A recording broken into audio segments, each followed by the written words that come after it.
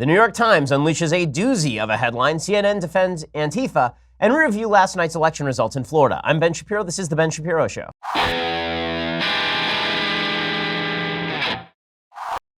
Oh, a lot to get to today, as every day. But first, let me mention to you that you need to update your resume. Okay, let's be real about this. Your resume, it's decent.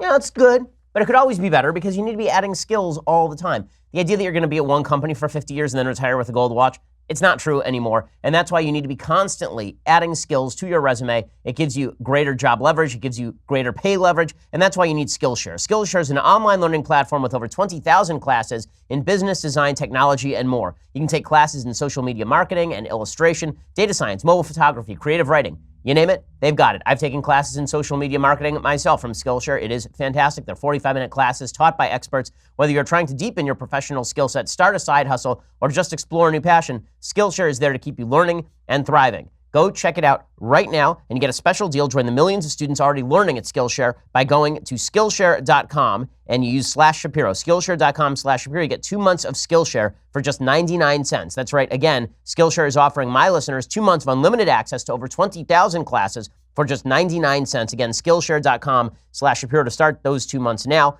Skillshare.com/Shapiro. Make that resume better. Again, Skillshare.com/Shapiro. Okay, so the media are absolutely destroying themselves on the shoals of their own political bias.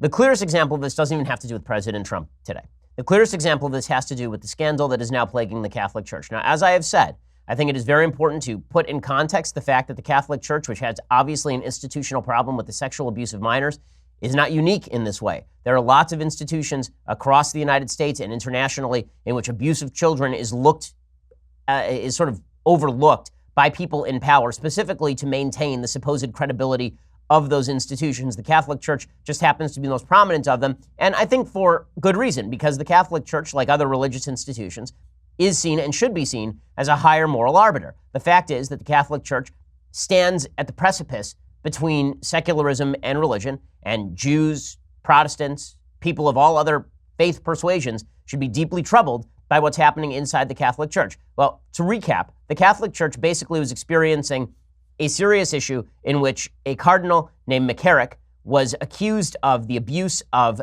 a bunch of minors, as well as with homosexual activity with a bunch of seminarians as well. He was accused by one of his, by an archbishop named Carlo Maria Vigano.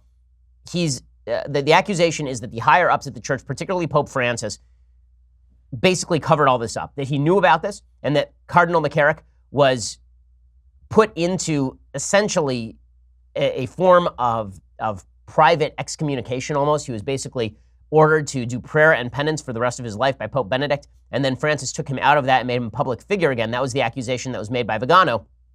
And all of this matters because now the media are coming out and they are defending the Pope. They're defending Pope Francis. Pope Francis refuses to comment on this. He has not confirmed or denied that he knew that this cardinal was engaged in homosexual abuses inside the church.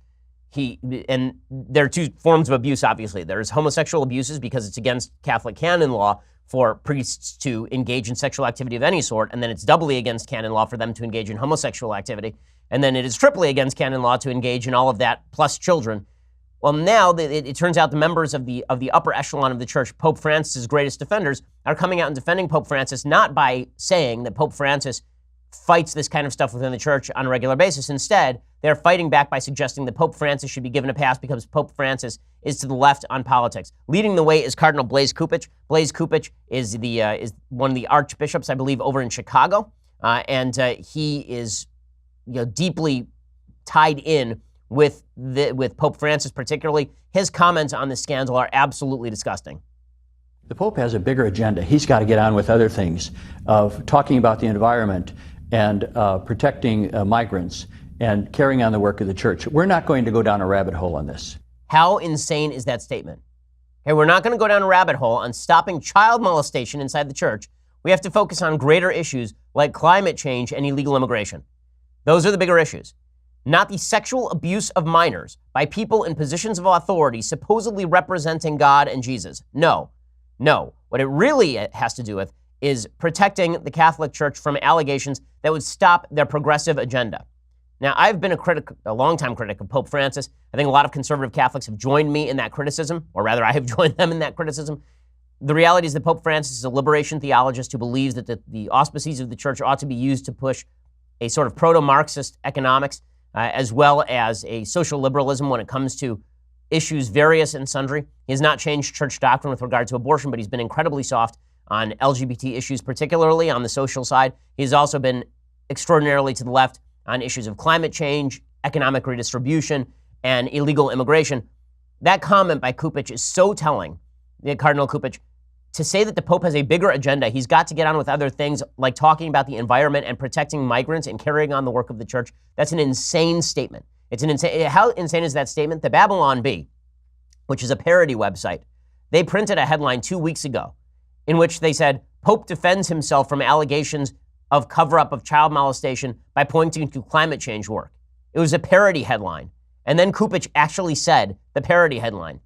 And prosecutors are saying now, it's not just this one Cardinal Vigano who's accusing the church of knowing about all this. According to a state attorney general in Pennsylvania, the Vatican knew about all of this as well. This is according to Reuters. The Vatican knew of a cover-up of child sex abuse by Roman Catholic priests in Pennsylvania through secret archives that bishops in the state shared with church leaders in Rome, according to State Attorney General Josh Shapiro.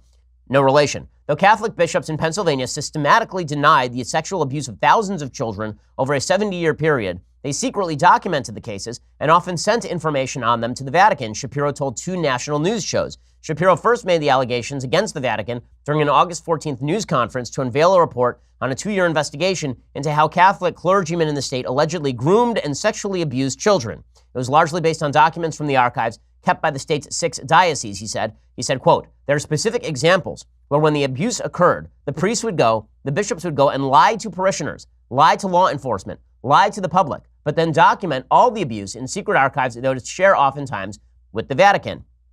Shapiro did not comment on whether Pope Francis or his predecessors knew of the information. Again, the allegation is by Cardinal Vigano that Pope Francis knew all about them. Vigano over the weekend published this 11-page public statement talking about Pope Francis and Pope Francis's willingness to overlook all of this and calling on Francis to resign on the grounds the Pope knew for years about the sexual misconduct of Cardinal McCarrick. Vigano said he told the Pope himself 5 years ago, a little more than 3 months after Francis' election, and Francis reacted badly to that and put pressure on him in the opposite direction, was actually angry at him for having revealed any of this stuff. George Weigel is a senior fellow in Catholic Studies at the Ethics and Public Policy Center in Washington, D.C. He said, Vigano is a loyal churchman. If he is making these allegations now and calling for Francis' resignation, it is for the gravest reasons. Now, how are the media treating all of this? You would imagine the media might be a little upset. Like normally, the media are pretty upset when it comes to Catholic priests abusing children. Right? There was a movie that just won an Oscar based on this. Right? Spotlight was based on the Boston Globe uncovering hundreds of abuse cases in Massachusetts Archdiocese. So the media have been all over sexual scandals within the Catholic Church for good reasons and bad. Good reasons because all of that stuff should be uncovered and all of it should be brought to light, and that stuff should be, it's evil, and the people involved should be prosecuted to the fullest extent of the law. The bad is that it's pretty obvious there is a disparate motivation in the media for going after the Catholic Church as opposed to, say, other religious institutions that are more minority or non-religious institutions in which sexual abuse has become a serious problem, like the American public schools. With all of that said, the media were certainly attentive to this problem inside the Catholic Church for years and years and years and years, and as I say, with good reason. But in this particular case, they're not reacting. They are not reacting with the sort of outrage you would normally see directed at the Catholic Church. Instead, their outreach is directed at the people who are making the accusations. They're very upset with Cardinal Vigano. They're very upset with Catholics who are upset with Pope Francis. Why? Because Pope Francis must be protected at all costs because Pope Francis is a political leftist. And this is a headline from Reuters. Okay, here it is, by Philip Pulella. Defenders rally around the Pope, fear conservatives escalating war. Conservatives escalating war? Like, really? That's the great fear here? Not the Catholic Church covering up cases of sexual abuse of minors? Not the violation of Catholic canon law over and over and over by top members of the church with the knowledge of the top Vatican hierarchy? That's not the real issue here.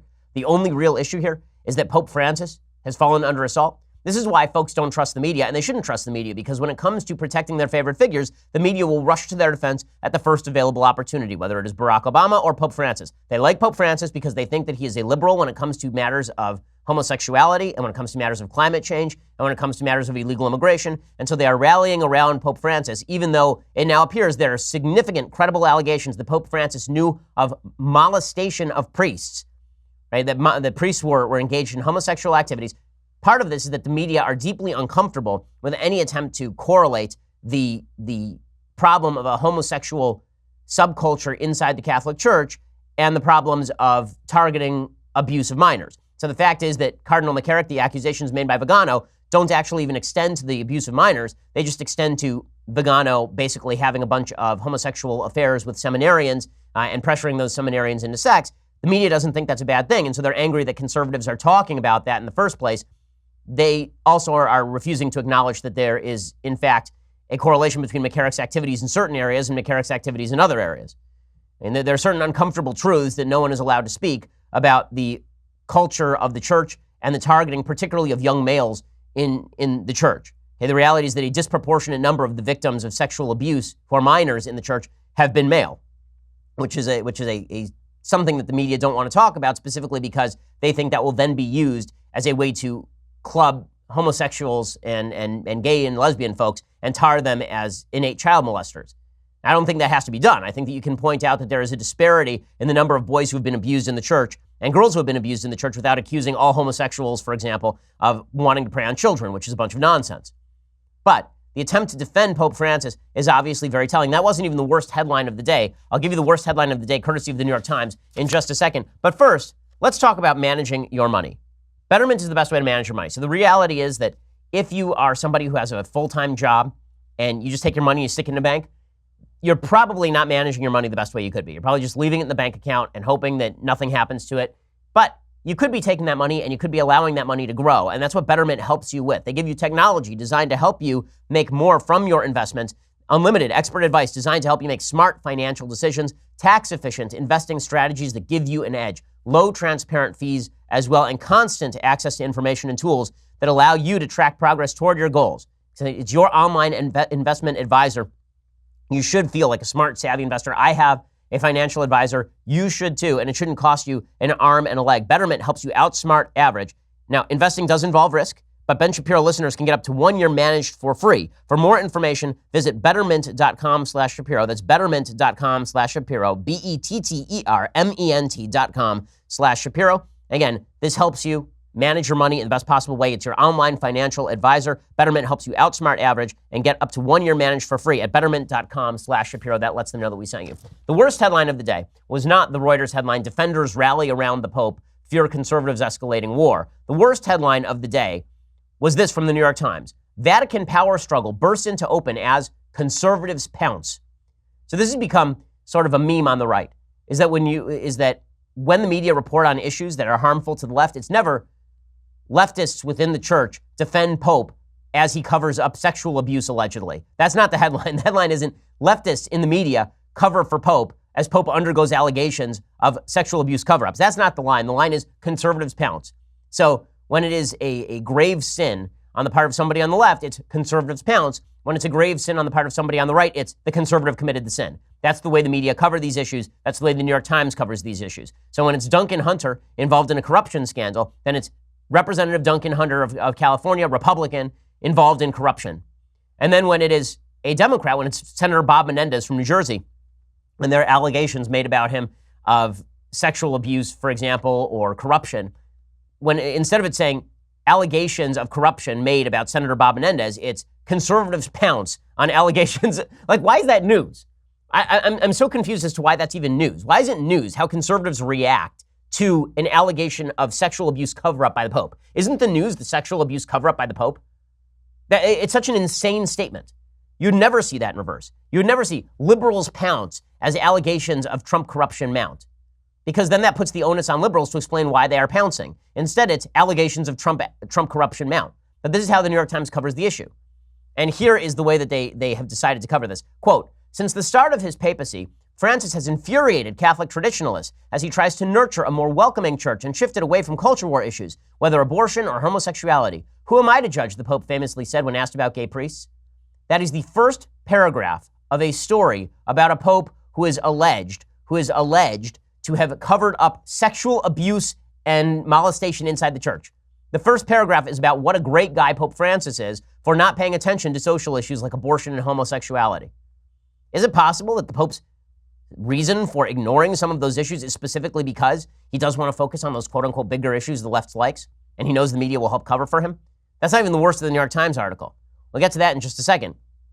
So the New York Times article continues. It says, just how angry his political and doctrinal enemies are became clear this weekend when a caustic letter published by the Vatican's former top diplomat in the United States blamed a homosexual current in the Vatican hierarchy for sexual abuse. It called for Francis's resignation, accusing him of covering up for a disgraced cardinal, Theodore E. McCarrick. Okay, that's an insane statement. How the focus is on how angry they are? Oh, wow, look at these people. What's making them... You mad, bro? That the Pope was covering for sexual abuse, allegedly? Yes, I'm angry. Yes, Vigano was angry. Yes, conservatives inside the church and liberals inside. Why is this a partisan issue? Why is the Pope covering for sexual abuse a partisan issue? By the way, it wouldn't be a partisan issue if the Pope's name were Benedict. If the Pope's name were John Paul II. If it were John Paul II, there would not be any of this blowback from the New York Times, because then it would be targeting a conservative Pope. But because we are targeting a Pope who's liberalizing on a bunch of issues the New York Times likes, then it's all about conservatives' pounds.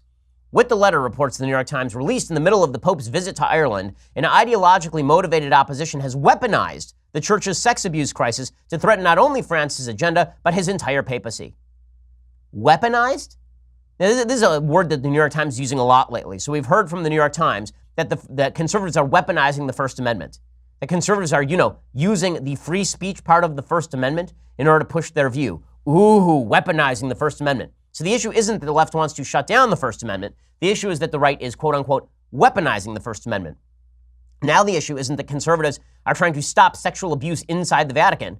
No, now the issue is that they are weaponizing sexual abuse inside the Vatican. It seems to me that if you were going to worry about weaponizing sexual abuse, maybe you ought to start with a Vatican hierarchy that looked the other way and put abusive priests back in positions to abuse more children. Would that not be weaponizing sexual assault against innocent people?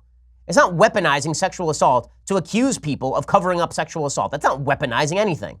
That's called telling the truth. Okay, but what's the New York Times' real agenda? It's the next sentence. At the very least, it has returned the issue of homosexuality in the Roman Catholic Church, which many conservatives are convinced lies behind the abuse crisis, to the center of the debate. Well, this is really where the New York Times gets concerned. What the New York Times is deeply concerned about is that there's going to be a lot of talk about homosexuality within the church, and we can't allow that. We can't allow that. Now, what's weird about this is that homosexuality is banned by the Catholic Church. At least homosexual activity is. And the toleration of homosexual activity inside the Catholic Church is a violation of Catholic canon law and has been since the inception of the Catholic Church. There's a 3,500-year tradition in Judeo-Christian religion of banning homosexual activity, or at least opposing homosexual activity. It's pretty clear here that what the New York Times really wants is for the Catholic Church to ignore the fact that there's a violation of Catholic canon law going on inside high levels of the priesthood. The New York Times says Vatican intrigues and power struggles are nothing new, but they usually remain within the medieval walls or fly over the heads of the Catholic faithful around the globe. This battle, however, is being waged in an exceptionally open and brutal manner. This is an objective news story. It's exceptionally open and brutal. How about the media uncovering all these sex abuse scandals in the first place? Was that exceptionally open and brutal, or was that called good reporting that they were supposed to do? But it's exceptionally open and brutal when it turns out that this sort of thing ties into a homosexual subculture within the church. When the two correlate, and again, that doesn't mean causation, but when the two correlate, then the New York Times is more interested in protecting the homosexual subculture of the church than in protecting children. Okay, that is what is going on here. What is going on is that the New York Times and folks in the press are more interested in protecting their social agenda within the church than with protecting children. Because if it comes down to a choice between targeting people like McCarrick, who apparently was having sex with seminarians, and protecting children that McCarrick was also abusing, they would prefer to preserve McCarrick at the cost of the children. That's all I can take away from these press reports. These accusations in the letter remain unsubstantiated, says the New York Times. Really, would they treat them as unsubstantiated if they were against Pope Benedict, or would it be on the front page of every newspaper ever? Asked Sunday night about their validity, Francis said he would not dignify them with a response, which is, of course, a non-response. And that is dignifying them with a response. If I ask you if you sexually abuse children, and I have a credible allegation from people who know you, and you say, I'm not going to dignify that with a response, or I don't know, I'm not going to say yes, I'm not going to say no, I think it's fair to say that we should have some serious follow-up questions. They are serious, says the New York Times. The Pope's vague answer has only heightened public interest, particularly in the core accusation that he was told about Mr. McCarrick's history of sexual relations with seminarians and did nothing about it. But Francis's non-answer is in keeping with his reluctance to give oxygen to a small, if influential and noisy, group of conservative prelates and writers aligned with the author of the letter. So it's all a political war. That's all this is. It's just a political war. And then I'm supposed to wonder that people on the right don't trust the media when they're willing to cover for a pope who may indeed be covering up for sexual abuse of children and seminarians because they like the Pope's agenda? Fully insane.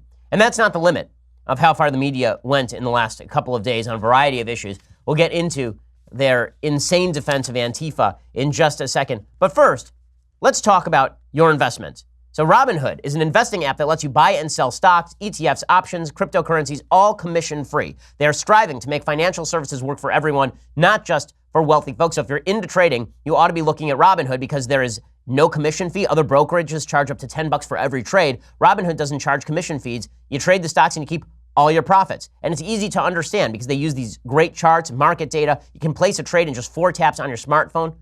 I've looked at Robinhood. I've seen how easy, user-friendly it is.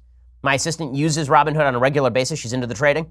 Go check it out right now. Robinhood's web platform also lets you view stock collections like 100 most popular, entertainment, social media. You can have curated categories like female CEOs, analyst ratings of buy, hold, sell for every single stock. And you can learn how to invest as you build your portfolio. So the best way to learn to invest is to actually start investing. Go check it out right now. Robinhood is giving listeners a free stock like Apple, Ford, or Sprint to help build that portfolio. Sign up at shapiro.robinhood.com. That's shapiro.robinhood.com. When you use that shapiro.robinhood.com website, then you get a free stock like Apple, Ford, or Sprint. Go check it out right now. Shapiro.robinhood.com. It's the best way to learn to trade and can do so without them ripping you off on the commissions. Go check it out right now. Shapiro.robinhood.com. An easier, more user-friendly way to trade. Okay, so it wasn't just that the media are now covering for the Pope because they think that climate change is more important than the abuse of children, or because they think that the promotion of homosexuality within the church is more important than the abuse of children. No, they are now covering for the media because they believe that the media are now covering not just for the Pope, they are also covering for groups like Antifa. So the folks over at CNN seem to have some bizarre love for Antifa. We've already seen Chris Cuomo in the past, the less smart or more smart of the Cuomo brothers, depending on which day it is. We've already seen him defend Antifa. Don Lemon last night on CNN defended Antifa as well. Antifa, you will recall, is a group of people who call themselves anti-fascist, but then they dress up in masks and beat the crap out of people, which is actually fascist. Here's Don Lemon defending them.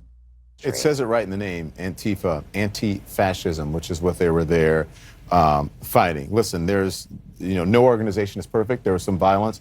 No one condones the violence, but there were different reasons for Antifa and for these neo-Nazis to be there. One, racist fascists. The other group fighting racist fascists. There's a distinction there. Okay, that's insane. I love that he says it's right there in the name. Right, and the name Affordable Care Act is right there in the name, but it didn't make it affordable or care. And every act is named after something. It doesn't mean that it actually is that thing. There are a bunch of the People's Republic of North Korea is not actually a republic. The USSR, the Union of Soviet Republics, that's not actually it was not actually a union of Soviet republics. It was actually a dictatorship from the top, run by a one-party state. So no, I love that. I love that he says Antifa it's anti-fascist. Therefore, not every group is perfect. Well, I can say this: groups that I belong to don't go out in masks with clubs and beat the living crap out of people, break ATMs, and shatter windows. That's actually not the groups that I'm a part of, nor the groups that I support. And when those groups do those things, I disassociate from those groups because as far as I'm aware, I've never been a member of any of those groups or backed any of those groups. I love that the Tea Party were terrorists, according to the left, but Antifa, who legitimately require 600 police officers to be prevented from shutting down a speech I'm doing in Berkeley.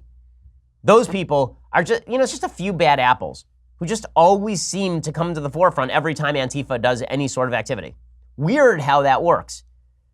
The same CNN that labels the Tea Party a bunch of terrible, awful, violent people, when it's really a bunch of 60-year-old dudes with "Don't Tread on Me" flags.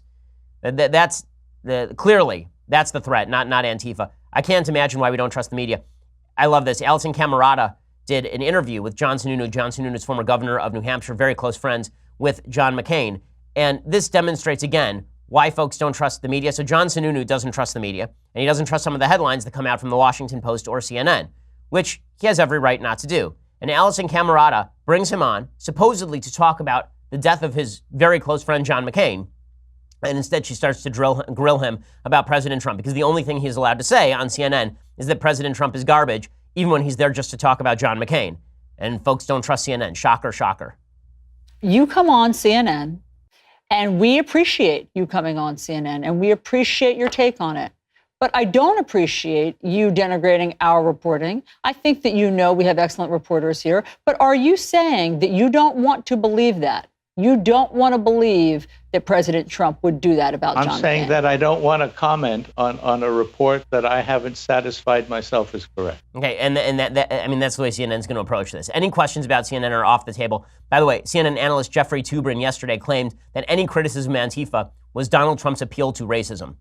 Okay, Antifa is whiter than the local branch of the KKK. I mean, Antifa is a bunch of white people. Every time there are a bunch of arrested in Antifa rally, it is always a bunch of white people. So that's pretty astonishing stuff from the media, all of which has driven a lot of the support for President Trump's rips on the media. So this was actually quite funny. Yesterday, President Trump was meeting with the head of FIFA in FIFA, it's a soccer association. FIFA, I don't care. I don't really care. Thanks for the correction, Alex. Don't care. Okay, but the president was meeting with the head of FIFA McFIFA, the head of the soccer association, and he actually turns to the press and gives them a red card, which is actually pretty funny.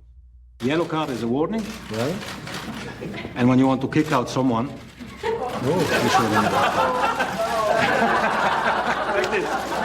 So he took the red card and he started trying to throw them at the members of the press because he doesn't like the members of the press. I think that Trump and the right are well justified in their dislike of a dishonest press that reports issues like Antifa and the Catholic Church the way that they do. Also, the media's malfeasance here drives a lot of fear, and that fear drives bad politics. So yesterday, President Trump was excoriated for statements that he made to members of the evangelical community. As per NBC News, President Trump was talking to a bunch of evangelical leaders at the White House, and he said, the level of hatred, the level of anger is unbelievable. Part of it is because of some of the things I've done for you and for me and for my family, but I've done them. This November 6th election is very much a referendum on not only me, it's a referendum on your religion, it's a referendum on free speech and the First Amendment. He said if the GOP loses, they will overturn everything that we've done, and they'll do it quickly and violently. And violently, there's violence. When you look at Antifa and you look at some of these groups, these are violent people. Well, I disagree that we're going to look at a violent overturning from the bottom up of the First Amendment. What I do see from the left is that level of anger and level of hatred directed at religious people, and it's very real, unless that religious person happens to be somebody that folks on the left believe is going to overturn the priorities of conservatives. If it's Pope Francis, then he has to be praised to the skies and protected even if he is covering up for sexual abuse. If it is an actual conservative, then they will attack that conservative up and down. So I think that the left ignores its own role in driving the polarization. They like to pretend that Donald Trump, the universe began with Donald Trump, with the birth of Donald Trump. The coverage of the press in other areas of human life, including the coverage of the church scandal or Antifa, demonstrates that reactionary politics is alive and well on both sides. I think that this fight was started by the left. I don't like how the right has responded to the left, but that doesn't mean that the left didn't start this fight and that the right doesn't have pretty good reason to worry about the excesses of the left if the left should ever take power. Speaking of the excesses of the left, I mean, you wonder why we don't trust folks on the left to have power. Maybe it's because they seriously write articles like this. I love this one. It's so astonishing. It's from Daisy Alioto over at Vox.com. So, full disclosure, I have a couple of people with whom I am friendly at Vox.com, but overall, Vox is a steaming pile of human debris. It is just an awful, awful website, and they print garbage pieces on a regular basis. And in just a second, I'm going to give you the latest of the garbage pieces. But first, let's talk about you exercising your Second Amendment rights. Now, I'm not just talking about you going hunting or going sport shooting or something like that. I'm talking about the real reason that the founders wanted you to have a gun, which is to protect your family, protect your home, protect your community,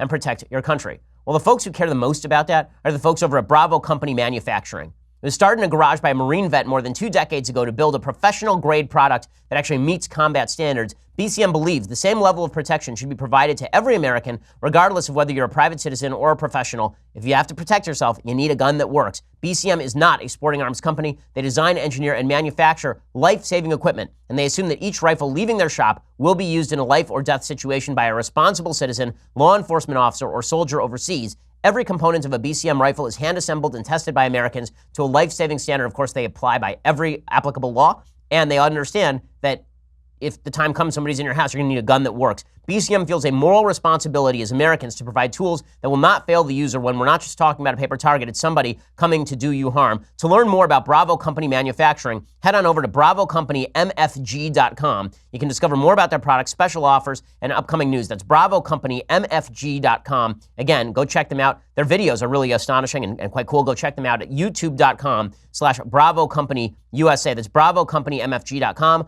or youtube.com/bravocompanyyusa. These are folks who know why we need guns and put together exactly the kind of firearms that you need if you got to protect yourself. bravocompanymfg.com. Go check them out right now. Okay, in just a second, I've talked a lot about media ridiculousness today, but this one takes the cake. We'll get to that in just a second. $9.99 a month gets you a subscription to Daily Wire. The rest of this show live, the rest of Klavan's show live, the rest of Knowles' show live, if that's something you're into. Plus, with the annual subscription, you get this. The very greatest in all beverage vessels, the leftist tears hot or cold tumbler. Refreshing to both mind and spirit, as well as body. You can check that out right now with your annual subscription. It's cheaper than the monthly, so go check that out. Also, when you subscribe over at YouTube or iTunes, you get access to our Sunday special. This week, our Sunday special features one of my favorite authors, Professor Edward Feser. Professor Feser is the author of 5 Proofs of God's Existence and a variety of other philosophical books, really good philosopher, and we talk about his logical, secularly based proofs of God's existence and what we lack in a society that doesn't believe in God anymore. Professor Ed Feser, here's a little bit of what we talked about. Hi, I'm Edward Feser, the author of 5 Proofs of the Existence of God. And this Sunday on the Ben Shapiro Show Sunday Special, we'll be talking about the book and about the traditional arguments for the existence of God. Okay, and it is totally worthwhile. It is deep stuff. I mean, get ready. I mean, get your scuba gear ready because we go deep on this particular topic. It's not the easiest stuff, but it is, I think, some of the most informative stuff we've ever done on the Sunday Special. So go check that out right now. We're the largest, fastest growing conservative podcast in the nation.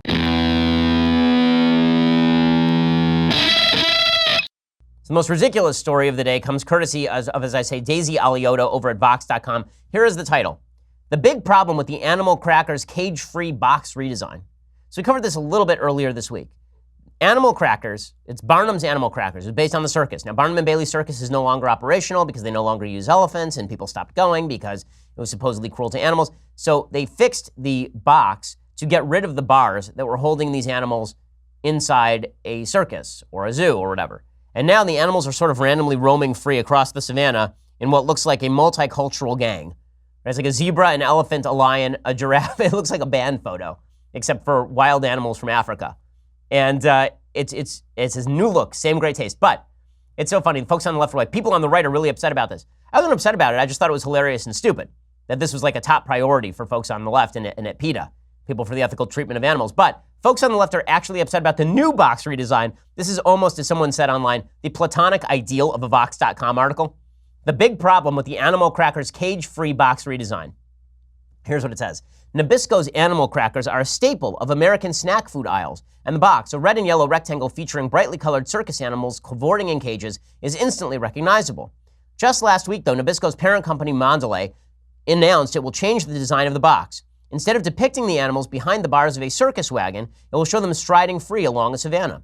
The change is the result of a recent successful lobbying effort by PETA, which said no living being exists simply to be a spectacle or to perform tricks for human entertainment, yet all circuses and traveling shows that use animals treat them as mere props, denying them everything that's natural and important to them. So they had to change the box because PETA said that no living being exists simply to be a spectacle or perform tricks for human entertainment, which ignores PETA, which exists solely to be a spectacle and provide tricks for my entertainment. Though the change is symbolic, it stirs up some mixed feelings for me ethics-wise as well as personally, because the designer of the previous box was my great-grandfather's brother. Vox.com. Swapping the art on the box doesn't address the real issue PETA raises, but it does do a disservice to my uncle's art and legacy. My uncle's design was about joy, not cruelty. The New York Times reports the design had been in place since 1902, but according to the paper's own records, commercial artist Sidney Stern, my great-granduncle, designed the recognizable packaging in 1923. Uncle Sidney died in 1989 at age 99, 2 years before I was born, so I never got to meet him, but I believe his design wasn't about animal cruelty. He was thinking about joy. A vintage poster for his animal cracker design reads, "A circus for children," and shows the animals marching out of the box. Stern added a polar bear to the box so it would have more color variation and a string so the box could be used as an ornament. Much like his idea to call a new cracker Ritz, despite it being the height of the Great Depression, his art thrived on being a light in dark time. His own life was far from easy. He was one of 6 siblings raised by Hungarian immigrants in a cramped tenement in Lower Manhattan. And it goes on like this for a long, but this is the best part. Redesigning the box doesn't remedy the inequalities in play. The inequalities on the animal crackers box. Norms like those since times have changed, including the public consensus around the prospect of animals being abused for entertainment. Yet the symbolic significance of changing the animal cracker box does little to dismantle the elements of capitalism that exploit animals, people, and the environment. When art and advertising bears the burden for corporate malpractice, the people involved in these changes get to feel good, but other mechanisms continue to thrive under the surface. This is the best part. Before she stepped down last year, Mondelez CEO Irene Rosenfeld was making 402 times more than the company's median worker, according to the Chicago Tribune. That's $17.11 million to the median of $42,000. In 2016, when Mondelez moved some of his production to Mexico, it claimed it gave the workers' union a choice between moving and another option, to chip away at the $46 million a year they would save by moving, a chance to save their jobs. That other option, a 60% pay cut, according to the LA Times. This level of corporate greed cannot be fixed with the new box design. Okay, so they removed the bars off the animals, which is dumb enough, because now the animals are going to eat each other in fake land, where people care about these bars being in place in the first place. But now the real problem is that by removing the bars from the picture of the animal crackers box, we are underscoring the evils of capitalism. Vox.com at its absolute finest. I love it. I love it so much. This author says, when I was writing about Uncle Sydney in 2016 for Food and Wine, I was able to get in touch with a former corporate archivist at Kraft, one of the people responsible for maintaining the company's historic records. She said after the merger, there was no Nabisco archivist and possibly no archive. As far as I know, the best archive of mid-century Nabisco box design is at Uncle Sydney's home in New Jersey, where the artwork fills multiple rooms. Do you know who designed the Campbell's Soup label? Probably not. But you certainly know Andy Warhol because he was a real artist. If you've seen Mad Men, you know that in-house artists and marketers often work in teams. Many gifted artists without the money to pursue a career in fine arts turned to commercial art as their day job and became nameless contributors to the brand's public face. They are the real victims. The real victims are all of the people who actually made the logos for these products. Society is set up so that we have to make small ethical choices because the biggest ones are too hard to tackle. Now my uncle's art has become a part of this cycle. So if you see me at the grocery store buying up remains of his public legacy, it's not because I don't care about the ethical treatment of animals or people for that matter, or people for that matter. It's because the animal crackers box is my Balthus. Wow. Vox.com, doing the work no one cares about because it's stupid. Speaking of media bias, there's a story that is worth noting here.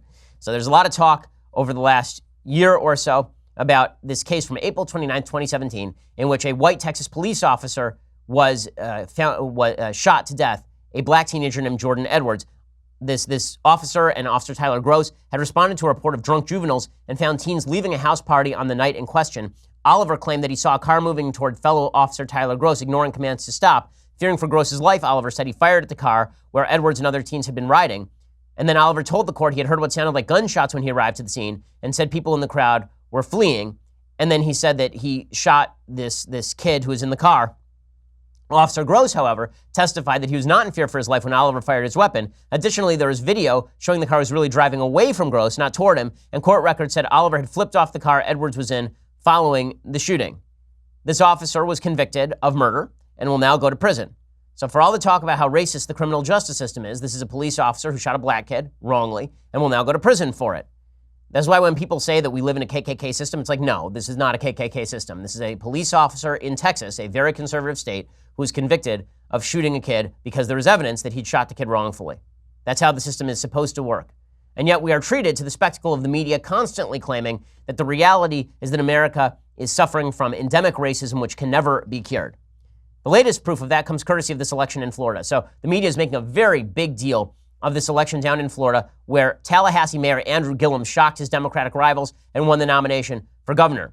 According to the Miami Herald, Democrat Andrew Gillum wrote a surge of liberal support from young people and African Americans to a stunning primary victory Tuesday and the historic opportunity to be the first black governor in Florida's history. So I have to say, I'm a little underwhelmed by the first black governor in Florida's history kind of line of narrative, given that we've had the first black president, we've had black attorney generals, black secretaries of state, black senators, We have, I believe, the only black senator from the South right now is actually a Republican, Tim Scott. This is not do we have to do the first black everything? Is this like a thing now? I mean, I guess so. But the implication seems to be that the people of Florida are racist, so it's some sort of big shock. And then if he doesn't win, presumably we will suggest that it was because of the color of his skin, not because he's a political radical. With 94% of the votes counted, Gillum had an unofficial 3 percentage point lead over his closest rival, former U.S. Representative Gwen Graham. Gwen Graham's father, of course, was a senator from the state of Florida as well. So his program is insanely far to the left. He has called for Medicare for all, just like Bernie Sanders. Bernie Sanders campaigned for him. And what we are seeing in a lot of these primaries, the real story of Gillum's win is not racial. The real story of Gillum's win is that Bernie Sanders and the far left in primaries do have a lot of sway, just as President Trump has a lot of sway in Republican primaries. So the gubernatorial race is now going to feature this guy, Andrew Gillum, versus Ron DeSantis, who's a congressperson, down the line conservative, who happens to be very friendly with President Trump, and President Trump has been very friendly to him. Gillum says he yearns for the chance to take on DeSantis in November. DeSantis says, I think he is way, way too liberal for the state of Florida. There's another problem here, because his agenda includes a $15 an hour minimum wage, staunch opposition to the stand your ground self-defense law that exists in Florida, where if somebody attacks you, you have a right to defend yourself, and Medicare for all. So this is what he supports. That's a pretty left agenda, but there's a bigger problem, and the media are going to downplay it because he's a Democrat. So again, when it's a Democrat, then the story is Republicans pounce. When it's a Republican, then the story is Republican corruption. So this is a Republicans pounce story because Andrew Gillum is actually under investigation by the FBI for corruption, or at least his city mayor's offices.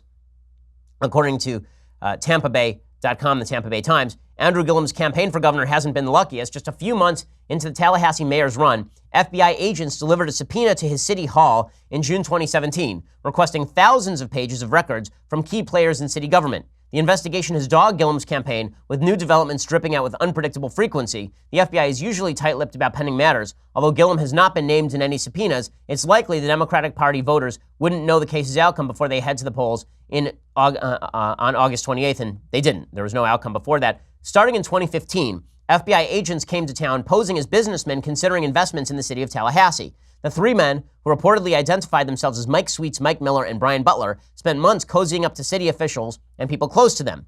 The FBI investigation, based in part on their undercover work, has yielded several rounds of subpoenas, but no charges yet. A slew of Tallahassee officials and insiders have been named in those subpoenas over the past year. According to those documents, the part of the investigation that could be most relevant to Gillum centers around the city's Community Redevelopment Agency, which shares private and public money to revitalization and infrastructure projects. One of the officials in the crosshairs of the FBI, lobbyist Adam Corey, was a longtime Gillum friend and ally until Gillum cut ties with him after all of this started to come to the fore. In 2013, the Community Redevelopment Agency voted to give $1.3 million in taxpayer money to help a Corey-associated restaurant project, the Edison. Gillum voted with the rest of the city commissioners to fund the project. At the time, Gillum's vote raised eyebrows because of his close association with Corey. So we're going to pretend that this corruption doesn't actually exist because Gillum is a Democrat. We're going to, meanwhile, go after President Trump on every available count that we can possibly dig up against him before the media. But Gillum will wait for all the evidence to come in. Now, should we wait for the evidence to come in? Sure. But to pretend those allegations don't exist is, I think, kind of telling about the media's agenda in all of this. Should Gillum lose to DeSantis? Sure. Would it be good if the President of the United States were a little more popular going into the 2018 elections? That would help as well. Ron DeSantis would make an excellent governor of the state of Florida. As I say, he is a down-the-line conservative. And Gillum is a radical leftist. So we'll see how all of this plays out. But the only narrative the media really cares about is not the corruption narrative or the political narrative. It's the first black governor of Florida narrative. The implication, of course, being that America is still deeply racist. And so it'd be a surprise if Gillum won the governorship of Florida, which, by the way, it would not be. He has a serious shot. It's a dead even race. Okay, let's do a couple of things that I like, and then we'll do some things that I hate, and we'll do a Federalist paper as well. So things I like, we're doing some Neil Simon this week. So Neil Simon did a play that was made into a movie called Plaza Suite, with Walter Matthau playing three different parts in three different narratives. The basic structure of the play is that there's this hotel suite and three different plots take place within it. Walter Matthau, who's a really underrated actor, Walter Matthau. And he's great in everything. You want to see a great Walter Matthau performance, go see Charade, which is one of the kind of great classy movies from the 1960s. It's Audrey Hepburn and Cary Grant and James Coburn. and George Kennedy. It's a really fantastic cast. It's really a lot of fun. And Walter Matthau plays a great role in that one as well. But here he is in Plaza Suite. Walter Matthau and Maureen Stapleton have the Plaza Suite. I brought your toothbrush. You forgot my pajamas? I didn't forget, I just didn't bring them. Why not?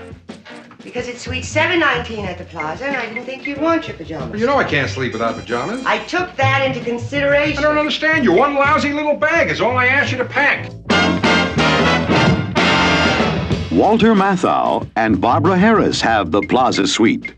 I'm nervous about meeting you, Mr. Famous Hollywood producer. I haven't changed since I left Tenafly. I made a couple of pictures, that's all. Walter Matthau's great, and of course he's in a bunch of movies that were Neil Simon movies, basically because The Odd Couple was such a massive success. So go check that out. Okay, other things that I like. There's a very good piece today by Bjorn Lomborg. Bjorn Lomborg, of course, has become famous as the director of the Copenhagen Consensus Center, and he's famously well known as a guy who's very skeptical of a lot of the climate change claims that are made by folks on the ardent left. And he has a piece today talking about the solution to climate change and what it would actually cost. This is something folks on the left never want to talk about.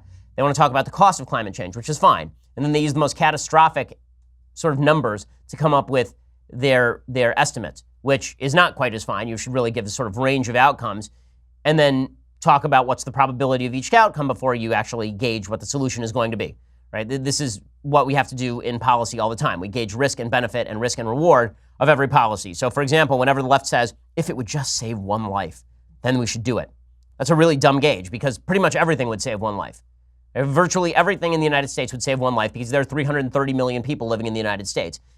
You can make that case for banning automobiles. If it would save one life, we should just ban automobiles. Well, it would save lives. It would also completely destroy the economy, make business wildly inconvenient, destroy a lot of people's, happiness and livelihood, but it would save one life. Well, Lomborg makes clear there are actual costs to a lot of the solutions being proposed by climate change, I would say alarmists in many cases. He says activists like World Watch argue a higher temperature will make more people hungry, so drastic carbon cuts are needed. But a comprehensive new study published in Nature Climate Change, led by researchers from the International Institute for Applied Systems Analysis, has found that strong global climate action would cause far more hunger and food insecurity than climate change itself. The scientists used 8 global agricultural models to analyze various scenarios between now and 2050. These models suggest, on average, that climate change could put an extra 24 million people at risk of hunger. But a global carbon tax would increase food prices and push 78 million more people into risk of hunger. Those areas expected to be the most vulnerable are sub-Saharan Africa and India. Shocking, because those are some of the most populous places and poorest places on Earth.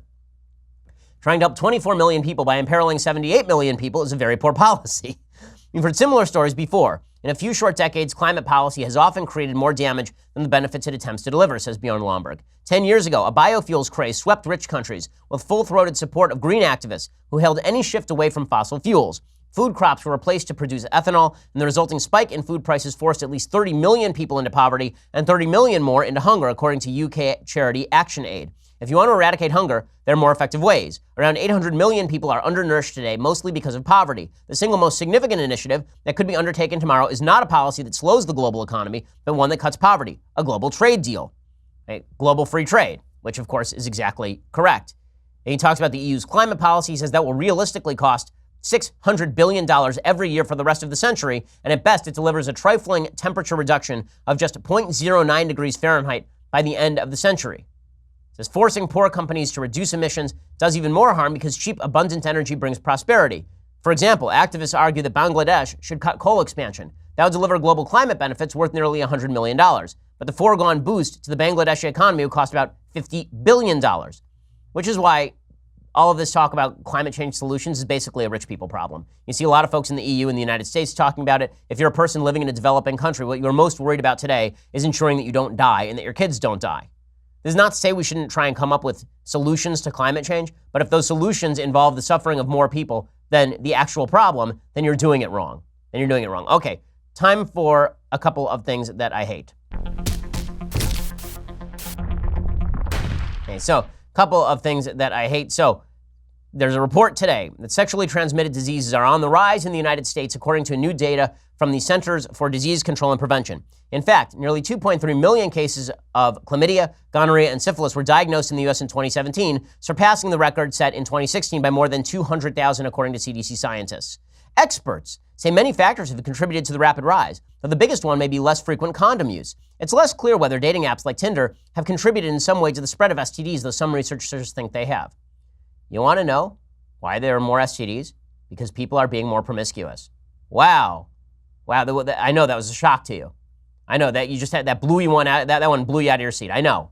And when you say people are being more promiscuous and having more random sex with random strangers without protection, that raises the rate of STDs. I know that you've been told by feminism that this is a great enrichment to human life, that you've been told by a variety of folks on the social left that more and diverse forms of sex is not going to have any cost. It's just going to enrich human happiness. Turns out, giant fail. Dr. Gail Boland, director of the Division of STD Prevention, says we have seen a steep and sustained increase over the last 5 years. Usually there are ebbs and flows, but the sustained increase is very concerning. We haven't seen anything like this for 2 decades. In the past, the majority of syphilis infections were seen in gay men, bisexual men, and other men who have sex with men. Boland told NBC News. I'm confused what that third category is. You already said gay men and bisexual men and other men who have sex with men. I'm not sure what that last category is right there. More recently, there have been increases among heterosexual men and women, including among pregnant women, which means we're starting to see these infections in their babies.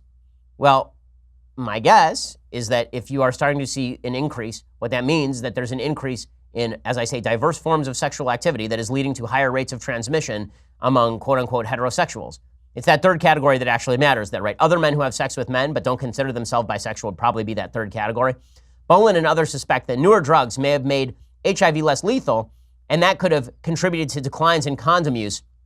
An Australian study that followed nearly 17,000 gay and bisexual men before and after a campaign to promote pre-exposure prophylaxis, the use of drugs that protects against HIV infection, found that condom use had fallen dramatically. Before the campaign, 46% of the men studied were using condoms. After, only 31% were. So it's more risky sexual behavior taken because the media have been pushing the idea that all sorts of sex are safe and that we have great treatments for everything now. So well done, media. Well done for suggesting that the height of human happiness lies in sexual promiscuity and that we have solutions for all of the problems that you yourself create by putting your genitalia in places they ought not be, certainly not without protection. So well done all around.